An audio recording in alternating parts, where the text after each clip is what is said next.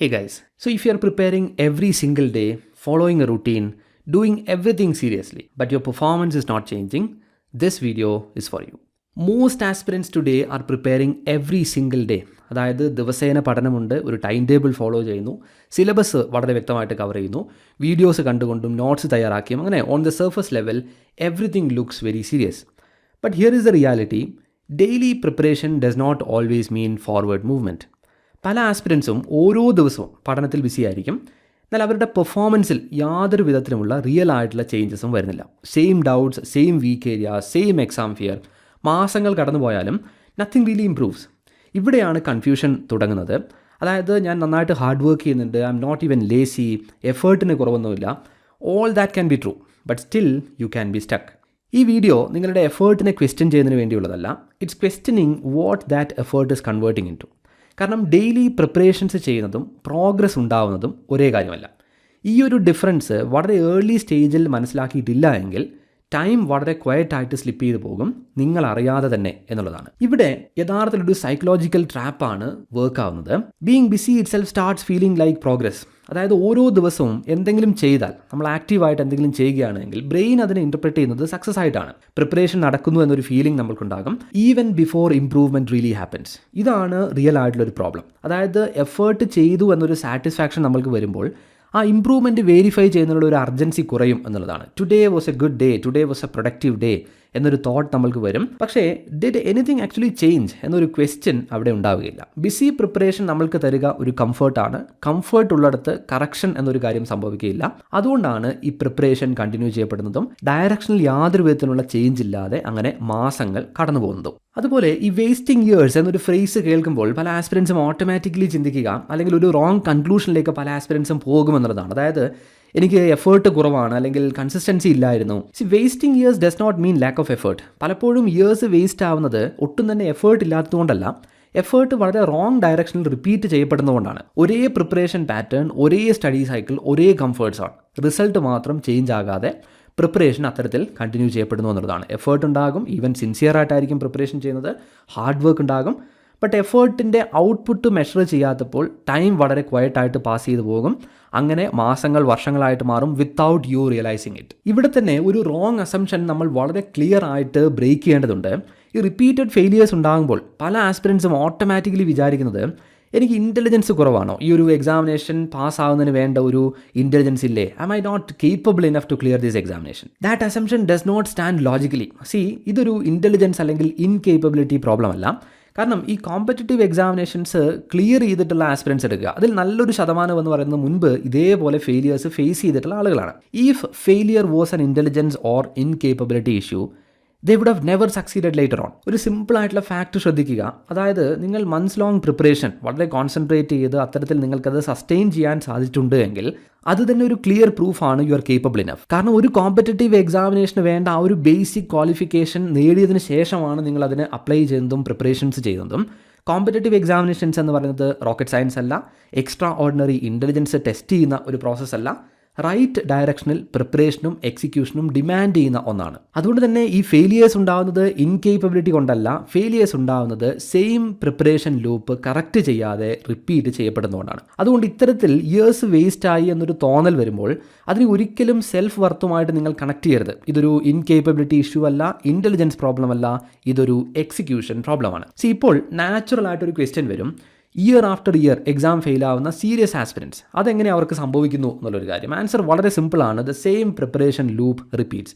Preparation start ചെയ്യുന്നു, syllabus cover ചെയ്യുന്നു, slowly നമ്മൾ കോൺഫിഡൻസ് ബിൽഡ് ചെയ്ത് വരും. അതിനുശേഷം ആ പ്രിപ്പറേഷൻ ഒരു കംഫർട്ട് സോണിലേക്ക് മാറും. ഈ ഒരു ലൂപ്പിൽ വളരെ ക്രൂഷ്യൽ ആയിട്ടുള്ള ചില എലമെൻറ്റ്സ് മിസ്സിംഗ് ആണ്. അതായത് കണ്ടിന്യൂസ് ആയിട്ടുള്ള പെർഫോമൻസ് ഓഡിറ്റോ അല്ലെങ്കിൽ നമ്മുടെ വീക്ക് ഏരിയാസ് ഐഡൻറ്റിഫൈ ചെയ്യുക, അത് എക്സ്പോസ് ചെയ്യുക, കറക്റ്റ് ചെയ്യുക, ഇങ്ങനെയുള്ള സ്റ്റേജസ് എല്ലാം തന്നെ നമ്മൾ അവോയ്ഡ് ചെയ്യും. പ്രീവിയസ് അറ്റംപ്റ്റിൽ ഉണ്ടായിട്ടുള്ള മിസ്റ്റേക്കുകൾ പോലും നമ്മൾ അനലൈസ് ചെയ്ത് അത്തരത്തിൽ കറക്റ്റ് ചെയ്യുകയില്ല. അങ്ങനെ ആ ഒരു പ്രിപ്പറേഷൻ കണ്ടിന്യൂ ചെയ്യും. ഈ പ്രിപ്പറേഷൻ്റെ ഡയറക്ഷനിൽ യാതൊരു വിധത്തിലുള്ള മാറ്റം ഉണ്ടാവില്ല, ഈവൻ എഫേർട്ട് പോലും കൂടുതലായിരിക്കും. ഇതാണ് ഏറ്റവും ഡേഞ്ചറസ് ആയിട്ടുള്ളൊരു പാർട്ട് എന്ന് പറയുന്നത്. സീരിയസ് ആസ്പിരൻസ് എഫേർട്ട് ഇത്തരത്തിൽ റിപ്പീറ്റ് ചെയ്ത് ആ ഒരു പ്രിപ്പറേഷൻ ലൂപ്പിൽ ട്രാപ്ഡായി പോവുകയാണ് ചെയ്യുക. ഈ പ്രിപ്പറേഷൻ ലൂപ്പ് ബ്രേക്ക് ചെയ്യാതിരുന്നാൽ അറ്റംപ്റ്റുകൾ വേസ്റ്റ് ആകും, മാസങ്ങൾ അങ്ങനെ കടന്നു പോകും, റിസൾട്ട് മുൻപ് നമ്മൾ മെൻഷൻ ചെയ്ത പോലെ സെയിം ആയിട്ട് തന്നെ തുടരും. അതുകൊണ്ട് തന്നെ ഇതൊരു എഫേർട്ട് പ്രോബ്ലം അല്ല, ഇൻ്റലിജൻസ് പ്രോബ്ലം അല്ല, അൺചെക്ഡ് പ്രിപ്പറേഷൻ ലൂപ്പ് പ്രോബ്ലമാണ്. ഇനി ഇവിടെ മിക്ക ആസ്പിരൻസും കരുതുന്ന മറ്റൊരു കാര്യമാണ് ഫെയിലിയേഴ്സ് ഹാപ്പൻ സഡൻലി. അതുകൊണ്ടാണ് ഈ ഫെയിലിയേഴ്സ് വരുമ്പോൾ വലിയ ഡിസപ്പോയിൻമെൻറ്റ് നമ്മൾക്ക് ഉണ്ടാകുന്നത്. But reality is not like that. Preparation effort ഉണ്ടാകുന്നു, ഒരു റുട്ടീൻ ഉണ്ടാകുന്നു, ഡെയിലി പ്രിപ്പറേഷൻ അങ്ങനെ കണ്ടിന്യൂ ചെയ്യുന്ന പോലെ, വളരെ പ്രൊഡക്റ്റീവായിട്ട് കണ്ടിന്യൂ ചെയ്യുന്ന പോലെ ഒരു ഫീലിംഗ് നമ്മൾക്കുണ്ടാകും. പക്ഷേ അവിടെ പെർഫോമൻസ് ലെവലിലുള്ള ഒരു ഇമ്പ്രൂവ്മെൻ്റ് ഇല്ല. അതുകൊണ്ടാണ് ഈ ഫെയിലിയേഴ്സ് വളരെ ഇമ്മീഡിയറ്റ്ലി നമ്മൾക്ക് വിസിബിൾ ആവാത്തത്. അതായത് നമ്മൾ വളരെ കംഫർട്ട് ലെവലിൽ ഇരുന്നുകൊണ്ട് ആ പ്രിപ്പറേഷൻ തുടരുകയാണ്.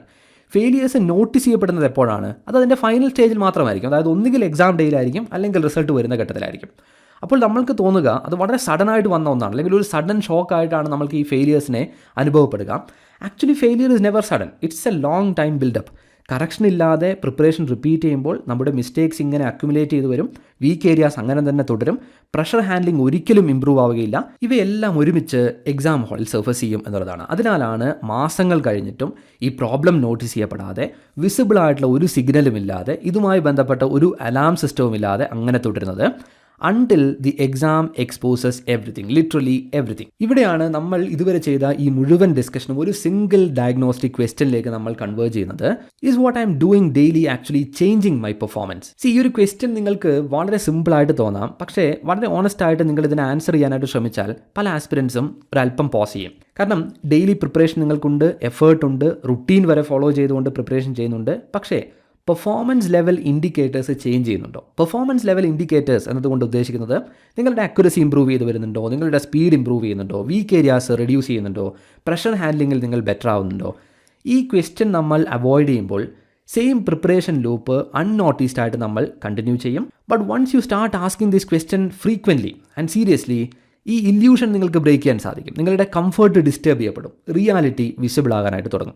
This question does not solve your problem, but it reveals your problem. And without this kind of honest self check, no preparation however sincere can move forward. നമ്മൾ കഴിഞ്ഞ വീഡിയോയിൽ തന്നെ മെൻഷൻ ചെയ്തൊരു കാര്യമാണ്, ഈ ഒരു വീഡിയോ സീരീസിൻ്റെ ഒരു കോർ പർപ്പസ് എന്ന് പറയുന്നത് നിങ്ങൾക്ക് കൂടുതൽ മോട്ടിവേഷൻ നൽകുക, അല്ലെങ്കിൽ നിങ്ങളെ കൂടുതൽ കംഫർട്ടബിൾ ആയിട്ട് ഫീൽ ചെയ്യിക്കുക എന്നുള്ളതല്ല. The core purpose is to identify execution blind spots and correct them. എക്സിക്യൂഷനിൽ അങ്ങനെ വരുന്ന ബ്ലൈൻഡ് സ്പോട്ട്സ് ഐഡൻറ്റിഫൈ ചെയ്യാതെ നമ്മൾക്ക് കറക്ഷൻ പോസിബിൾ അല്ല. അതുകൊണ്ടാണ് നമ്മൾ ഓരോ വീഡിയോയിലും വളരെ ഡെലിബറേറ്റ് ആയിട്ട് അൺകംഫർട്ടബിൾ ആയിട്ടുള്ള ക്വസ്റ്റ്യൻസ് റേസ് ചെയ്യുന്നത്.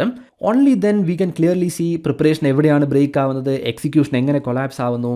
അങ്ങനെ നമ്മൾക്ക് വളരെ ഓണസ്റ്റ് ആയിട്ട് അതിനെ എക്സ്പോസ് ചെയ്യാനും ഒരു എക്സ്ക്യൂസും കൂടാതെ അത്തരത്തിൽ ആ മിസ്റ്റേക്കുകൾ കണ്ടുപിടിച്ച് കറക്റ്റ് ചെയ്യാനായിട്ടും സാധിക്കും. this series is not about any shortcut methods to success. പക്ഷേ അതിൻ്റെ അർത്ഥം ഈ പറയുന്ന പ്രോബ്ലംസിനൊന്നും നമുക്ക് സൊല്യൂഷൻസ് ഇല്ല എന്നുള്ളതല്ല. ഡെഫിനറ്റ്ലി നമുക്ക് സൊല്യൂഷൻസ് ഉണ്ട്. പക്ഷേ ആദ്യ സ്റ്റെപ്പ് എന്ന് പറയുന്നത് ഒരു റിയാലിറ്റി ചെക്ക്, അതോടൊപ്പം തന്നെ ഈ ബ്ലൈൻഡ് സ്പോട്ട്സ് ഐഡൻറ്റിഫൈ ചെയ്യുക. അതിനുശേഷമാണ് നമ്മൾ ഈ കറക്ഷൻ ചെയ്യേണ്ടത്. So like I said, this series is not about feeling good today. This is about preparing in the right direction for the long term. നിങ്ങളുടെ പ്രിപ്പറേഷനിൽ വളരെയധികം സീരിയസ് ആണ്. അതോടൊപ്പം തന്നെ ഇത്തരത്തിലുള്ള അൺകംഫർട്ടബിൾ ക്വസ്റ്റ്യൻസ് ചോദിച്ചുകൊണ്ട് പ്രിപ്പറേഷനിലുള്ള മിസ്റ്റേക്സ് തിരുത്താൻ നിങ്ങൾ തയ്യാറാണ് എങ്കിൽ ഡെഫിനറ്റ്ലി ഈ ഒരു സീരീസ് നിങ്ങൾക്ക് ഹെൽപ്ഫുൾ ആയിരിക്കും. സോ ഈ ഒരു പ്രിപ്പറേഷൻ എക്സിക്യൂഷൻ സീരീസ് ഒരു ഡെഡിക്കേറ്റഡ് പ്ലേലിസ്റ്റ് ആയിട്ട് തന്നെ ഫോളോ ചെയ്തതിന് വേണ്ടി ശ്രമിക്കുക. So thank you so much for watching till the end, and if you felt something similar while watching the video, please do share your experience in the comment section. And if this is your first time here, make sure to subscribe to the channel and continue with the next videos. So once again, thank you for watching, and I'll see you guys in the next one.